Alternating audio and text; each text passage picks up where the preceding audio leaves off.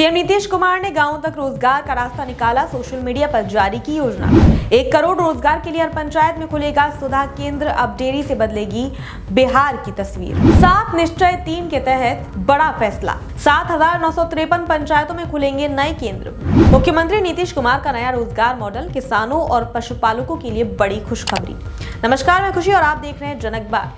बिहार में रोजगार और ग्रामीण अर्थव्यवस्था को मजबूत करने के लिए मुख्यमंत्री नीतीश कुमार ने एक नई पहल की घोषणा की। अगले 5 साल में 1 करोड़ नौकरी और रोजगार देने के लक्ष्य की दिशा में सरकार ने अब गांव-गांव तक डेयरी उद्योग को बढ़ावा देने का बड़ा फैसला लिया है। मुख्यमंत्री नीतीश कुमार ने शनिवार सुबह सोशल मीडिया के जरिए इस योजना की जानकारी साझा की। उन्होंने बताया कि 7 निश्चय 3 के तीसरे निश्चय कृषि में प्रगति प्रदेश में समृद्धि के तहत राज्य में हर गांव में दुग्ध उत्पादन समिति का गठन किया जाएगा।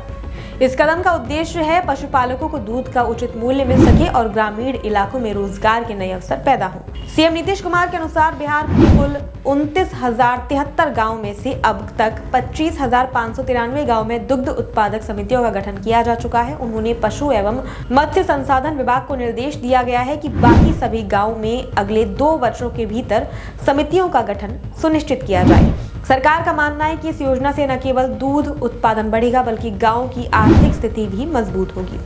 मुख्यमंत्री ने बताया कि 7 निश्चय 2 के तहत राज्य के सभी प्रखंडों में सुधा दुग्ध बिक्री केंद्र स्थापित किए जा चुके हैं। अब 7 निश्चय 3 के अंतर्गत सरकार ने एक और बड़ा फैसला लिया है। राज्य की सभी पंचायतों में भी सुधा दुग्ध बिक्री केंद्र खोलने का निर्णय लिया गया है। वर्तमान में बिहार की कुल 8,053 पंचायतों में से 100 पंचायतों में ही सुधा दुग्ध बिक्री केंद्र मौजूद है, लेकिन सरकार ने वित्तीय वर्ष 2026-27 के अंत तक बाकी 7,953 पंचायतों में भी इन्हें खोलने का लक्ष्य तय किया है। इस योजना की खास बात यह है कि पंचायत स्तर पर खुलने वाले नए सुधा दुग्ध बिक्री केंद्रों को मुख्यमंत्री महिला रोजगार योजना के तहत जीविका दीदियों को प्राथमिकता के आधार पर दिया जाएगा। इससे ग्रामीण महिला को आत्मनिर्भर बनने का मौका मिलेगा और महिला उद्यमिता को बढ़ावा मिलेगा। सरकार का दावा है कि इससे गांव में आर्थिक गतिविधियां बढ़ेंगी और रोजगार के नए रास्ते खुलेंगे। मुख्यमंत्री नीतीश कुमार ने कहा कि डेयरी व्यवसाय को बढ़ावा मिलने से ग्रामीण इलाकों में लोगों को अपने गाँव में ही काम मिलेगा। इससे युवाओं का पलायन कम होगा और किसानों तथा पशुपालकों की आय में भी बढ़ोतरी होगी।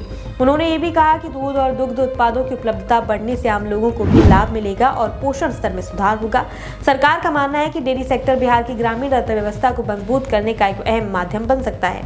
पिछले कुछ वर्षों में सुधा डेयरी नेटवर्क का विस्तार हुआ और अब इसे पंचायत स्तर तक ले जाने की तैयारी है। इससे दूध के संग्रह, प्रसंस्करण और बिक्री की पूरी श्रृंखला को मजबूत किया जाएगा। हालांकि विपक्ष इस योजना को लेकर सवाल भी उठा रहा है। कुछ राजनीतिक दलों का कहना है कि अब सिर्फ घोषणाओं से रोजगार नहीं मिलेगा बल्कि जमीनी स्तर पर सही तरीके से क्रियान्वयन जरूरी है। उनका कहना है कि पहले से बनी योजनाओं की स्थिति का मूल्यांकन भी जरूरी है ताकि नई योजनाएं सफल हो सके। वहीं सरकार का दावा है कि ये योजना रोजगार सृजन के साथ साथ ग्रामीण विकास की दिशा में एक बड़ा कदम साबित होगी। मुख्यमंत्री नीतीश कुमार का कहना है कि आने वाले वर्षों में डेयरी सेक्टर के जरिए लाखों लोगों को रोजगार मिलेगा और बिहार की अर्थव्यवस्था को नई गति मिलेगी। अब देखना ही होगा कि सरकार की पहल जमीनी स्तर पर कितना असर दिखा पाती है और क्या वाकई डेयरी उद्योग के जरिए गांव-गांव में रोजगार के नए अवसर पैदा हो पाते हैं। फिलहाल मुख्यमंत्री की इस घोषणा ने बिहार की राजनीति और विकास मॉडल दोनों में नई चर्चा शुरू कर दी है। आप इस योजना को लेकर क्या सोचते हैं? अपनी राय हमें कमेंट में जरूर बताएं।